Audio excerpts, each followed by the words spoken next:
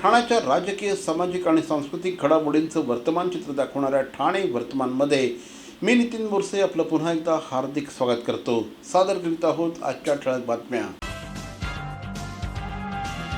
ठाणे महानगरपालिकेच्या निवडणुकांसाठी अर्ज भरण्याचा आजचा दिवस उगवला तरी अद्यापर्यंत शिंदेसेना आणि भाजप यांच्यामध्ये अद्यापही युती जागेचा तिढा कायम असल्याचं चित्र निदर्शनास येत आहे. भारतीय जनता पार्टीने तब्बल 42 जागांचा आग्रह धरला आहे. मात्र एवढ्या जागा देणं शक्यच नाही असं या संदर्भात आता शिंदे सेनेकडनं सांगितलं जात आहे.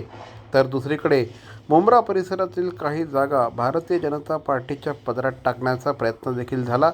मात्र मुंब्र्यातल्या जागा नकोच अशा प्रकारची भूमिका घेण्यात आली आहे.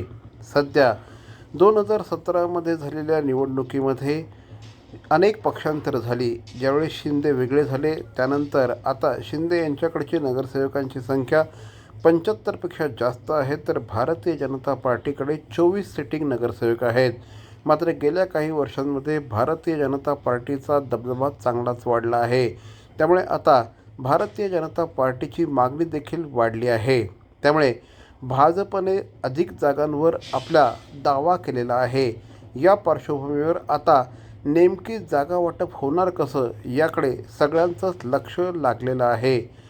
भारतीय जनता पार्टी एकीकडे शिंदे सेनेला युतीमध्ये अद्यापही थांबवून धरलेलं असताना दुसरीकडे अजित पवार हा महायुतीतला तिसरा पक्ष मात्र या युतीच्या चर्चेमध्ये कुठेही दिसून येत नाही. त्यामुळे नेमकं या निवडणुकीमध्ये अजितदादा पवारांच्या राष्ट्रवादी काँग्रेसची स्थिती काय असणार हा देखील एक प्रश्न आहे. श्री अय्यप्पा भक्त सेवा संगमच्या वर्तनगर येथील अय्यप्पा मंदिराचा 48वा मंडल पूजा वार्षिक उत्सव 19 डिसेंबरपासून सुरू झाला आहे. या ठिकाणी सोमवार 22 डिसेंबर रोजी उदयस्थमना पूजा या कार्यक्रमाचं आयोजन करण्यात आलं होतं. यावेळेस श्री दामोदरम आणि त्यांच्या कुटुंबियांच्या वतीने पूजा करण्यात आली. त्याचप्रमाणे या ठिकाणी नवग्रह प्रतिष्ठा करण्यात आली. त्याचप्रमाणे सायंकाळी कोडियट्टम हा फ्लॅग होस्टिंगचा कार्यक्रम आयोजित करण्यात आला होता. त्याचप्रमाणे इतरही धार्मिक कार्यक्रमांचं आयोजन करण्यात आलं होतं. ठाणे महानगरपालिकेच्या सार्वत्रिक निवडणुकांसाठी नामनिर्देशन पत्र देण्याचा आणि स्वीकारण्याची प्रक्रिया आजपासून सुरू झाली आहे. ठाणे महानगरपालिकेच्या सार्वत्रिक निवडणुकीच्या पार्श्वभूमीवर उमेदवारांसाठी आवश्यक असलेले नामनिर्देशन पत्र आणि शपथपत्रांचे अद्ययावत नमुने उपलब्ध करून देण्यात आले आहेत. उमेदवारांनी हे नमुने प्राप्त करून नामनिर्देशन पत्र आणि शपथपत्र भरून ते सक्षम प्राधिकारासमोर दृढ कथन करून विहित निवडणूक निर्णय अधिकाऱ्यांकडे दाखल करावेत असं आवाहन करण्यात आलं आहे. ही माहिती पुस्तिका ₹100 इतक्या दराने प्रभाग समिती निहाय नियुक्त करण्यात आलेल्या निवडणूक निर्णय अधिकाऱ्यांकडे उपलब्ध असल्याचं महापालिका प्रशासनाच्या वतीने सांगण्यात आलं आहे. ठाणे महानगरपालिकेचे मालमत्ता कर म्हणजेच प्रॉपर्टी टॅक्स भरण्याचे आवाहन. सन 2022-23 या आर्थिक वर्षाचे मालमत्ता कराचे म्हणजेच प्रॉपर्टी टॅक्सचे बिल ठाणेकर करदात्यांना महापालिकेमार्फत आर्थिक वर्षाच्या सुरुवातीस म्हणजेच माहे एप्रिल 2022 मध्ये देण्यात आलेले आहे. तथापि अद्यापही काही करदात्यांनी मालमत्ता कर महापालिकेकडे जमा केलेला नाही. सध्या आर्थिक वर्षाचा अंतिम टप्पा सुरू झाला आहे. मालमत्ता कर वसुलीसाठी महापालिकेतर्फे कडक कारवाई हाती घेण्यात आली आहे. या अंतर्गत जंगम मालमत्ता, टीव्ही, फ्रीज, वाहन व इतर जप्त करणे तसेच स्थावर मालमत्ता वॉरंट बजावून जप्त करण्यात येत असून मालमत्तेचा जाहीर विक्रीद्वारे लिलाव करून कराची रक्कम वसूल करण्यात येत आहे. मालमत्तेस पाणी पुरवठा करण्यात येणारे नळ संयोजन खंडित करण्यात येत आहेत. त्याचप्रमाणे थकीत मालमत्ता करावर 2% व्याज आकारले जात असल्याने भरावयाची रक्कम वाढत आहे. आपला मालमत्ता कर propertytax.thanecity.gov.in या लिंकद्वारे तसंच गुगल पे, फोन पे, पेटीएम याद्वारे ऑनलाईन पद्धतीने करण्याची सुविधा उपलब्ध करून दिली आहे. शनिवार, रविवार व सार्वजनिक सुट्टीच्या दिवशी नागरिकांना मालमत्ता कर भरणे सोयीचे व्हावे याकरता महापालिकेचे मालमत्ता कर संलग्न कार्यालय या दिवशी कार्यान्वित ठेवण्यात आलेले आहे. तरी मालमत्ता कर वसुलीची अप्रिय कारवाई टाळण्याच्या दृष्टिकोनातून मालमत्ता कर भरून महापालिकेस सहकार्य करावे. धन्यवाद. CP Goenka International School, nurturing talent at young age for scholastics, sports and performing arts in global perspective. Proud to have world toppers and country toppers in 10th standard Cambridge examinations. Ranked the best emerging school by the Times of India for personality over percentage. CP Goenka is the intelligent choice.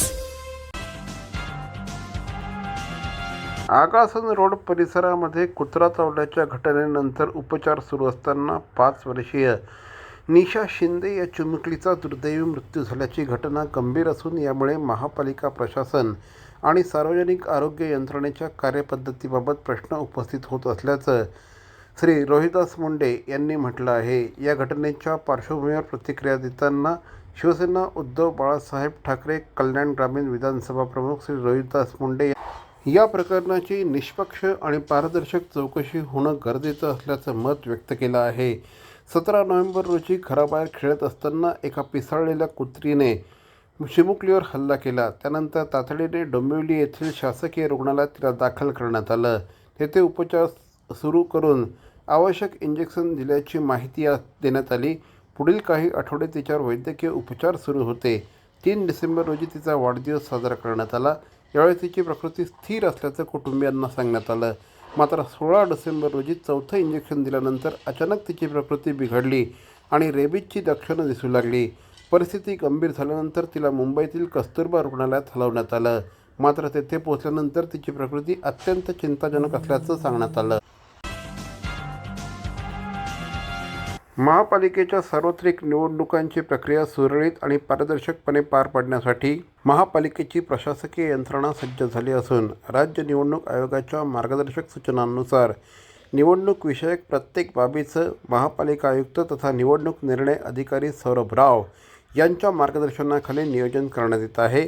राज्य निवडणूक आयोगाच्या आदेशानुसार माध्यम प्रमाणन आणि संनियंत्रण समितीचे गठन करण्यात आले आहे. निवडणुकीच्या अनुषंगाने महापालिका मुख्यालयातील पहिल्या मजल्यावरील कैलासवासी नरेंद्र बल्लाळ सभागृहात प्रसार माध्यम निरीक्षण कक्ष स्थापित करण्यात आला आहे. त्या अनुषंगाने मीडिया सेल आणि माध्यम प्रमाणन संनियंत्रण कामकाजासाठी समिती निवडणूक अधिकारी तथा आयुक्त सौरभ राव यांच्या अध्यक्षतेखाली गठीत करण्यात आली आहे. या समितीत पोलीस आयुक्त किंवा त्यांचे प्रतिनिधी, आचारसंहिता कक्ष प्रमुख तथा परिवहन व्यवस्थापक भालचंद्र बेहेरे, उपायुक्त तथा नोडल अधिकारी डॉक्टर मिताली संचेती हे सदस्य असून उपमाहिती जनसंपर्क अधिकारी प्राची डिंगणकर हे सदस्य सचिव असणार आहेत. तर मंडळी, या होत्या आजच्या ठळक बातम्या. ठाणे वर्तमानमधून आम्ही ठाण्याच्या राजकीय, सामाजिक आणि सांस्कृतिक घडामोडींचं वर्तमान चित्र दाखवायचा प्रयत्न करतोय. अर्थातच आपल्या सहकार्याची गरज आहे, तेव्हा आपल्या समस्या आम्हाला जरूर कळवा. आमचा पत्ता ठाणे वर्तमान, शॉप नंबर 16, खाटन रोड, ठाणे पश्चिम. दूरध्वनी क्रमांक 9820939420. तर मग पुन्हा भेटू उद्या याच वेळी याच ठिकाणी ठाणे वर्तमानमध्ये. तोपर्यंत धन्यवाद. जय हिंद, जय महाराष्ट्र.